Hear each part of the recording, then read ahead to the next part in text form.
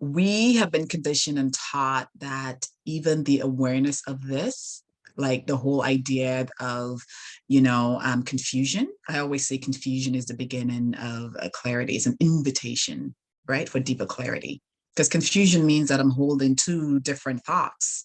They may not necessarily be conflicting, but you're at that road. So when those inner notifications, those unread messages show up, um, it really gives us an opportunity for us to deepen our trust with ourselves. Because anything that comes up for you, it comes up because you're strong enough to deal with it, even if in the moment you may not feel so. But in the moment where you don't feel so, acknowledgement of that thing is enough.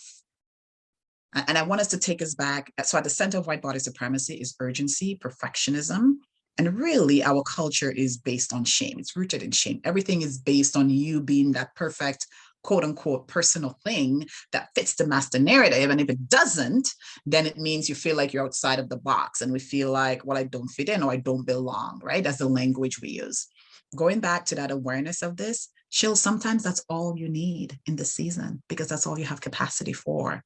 So the first is giving ourselves permission to acknowledge our truth, because especially if I'm speaking to, Black and women like us, Asian, is the indigenous and so forth, we do not have a lot of spaces where we can give ourselves the benefit or permission to acknowledge our full truth.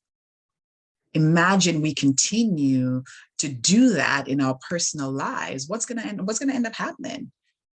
A shell of who we are or who we can become is what we're operating on. And we can't operate on exhaust fumes, right? You can operate on fumes. At some point, you're exhausted and you run out of capacity to do anything. Like sometimes just even getting out of bed is a chore, right? Because you don't have, like, what is the point, right? That existential dread becomes a daily mental and emotional battle. And again, we know emotional conflict or data turns into physical pain. So at some point, you're so exhausted, you literally and physically cannot move. So the first is understanding that awareness of that inbox, that emotional inbox is one. And know that awareness that you have in the language to articulate it, or even the awareness to say, hey, I feel it, I see it. Whew, I don't know if I can go there yet, but I see it. That is a huge win, because awareness is the first step.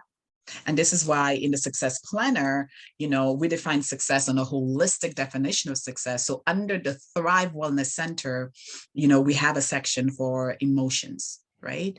Identifying your emotions, or maybe spiritual. What do you need for your emotional care? And there's a column for you to just notice that. Or even in the habit tracker, you can start by saying, you know what, this month, I want to focus on where my emotional data comes in. Maybe you want to deepen your relationship with anxiety, what it's teaching you, or maybe it's joy, or maybe it's love, whatever it is. And for the next 30 or 31 days, when you are present with it, just notice it. Give yourself a check mark. I noticed it showed up here. Interesting. I noticed that, when it shows up, I actually go into fetal position and I kind of minimize. So I don't feel safe when that, interesting, right? So your emotional T, and you know me, I love acronyms.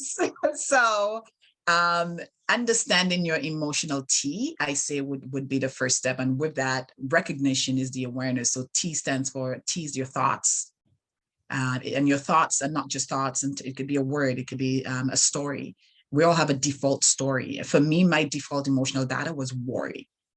Even when things were good and things are going, I was still like, oh, okay, but after that, will I get another contract? But will it work out? And will I have all the, and it's like, Karlyn, let's back up.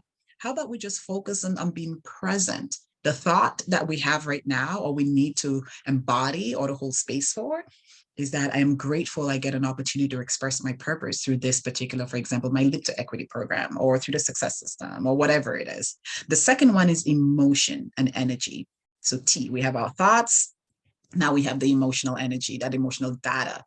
And when we're doing this in an exercise, I encourage clients to draw out your body, an outline. And you can do this in your For Your Notes section and the success planner. If you don't have the success planner, you can download a free month on thesuccesssystem.com so that you can practice. Well, there's the YouTube description notes as well. People can find the link.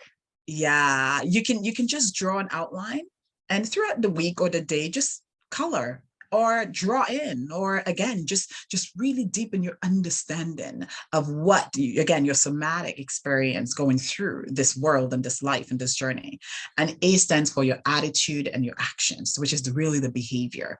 So my attitude is, what is my attitude? So if my default is worry, usually my attitude is, and my action in my body is, I'm a little bit more, my posture is not at its full, like, so I'm not supporting my body's function fully. Right now I'm adding more stress on my body because I'm in a defeatist posture, which means that my good habits are going out of the window. I'm not drinking water, I'm not breathing properly. Right, I'm sitting in this remuneration of my thoughts and my worry.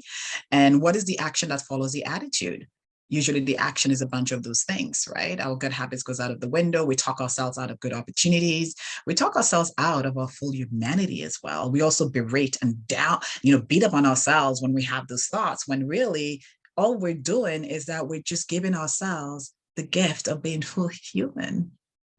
Right, like yeah, it's so sad sometimes when you think about it. And this is why for me, the rest of the days I'm here in this body, hopefully I'm here for another good 40, 50 years, because I got still living to do. um is to give Karlyn as much love as possible. So what I have done is to replace my negative worry default talk with, I love you, Karlyn, and you're doing okay. Oh, I love you, Karlyn, you're doing all right. Oh, I love you, Carl. So I keep saying that. And if something else comes up, I add it. Thank you for watching. If you're interested in exploring your passion, check out my website, shilby.com. Like and subscribe, and we'll see you next time on Firestar Chat.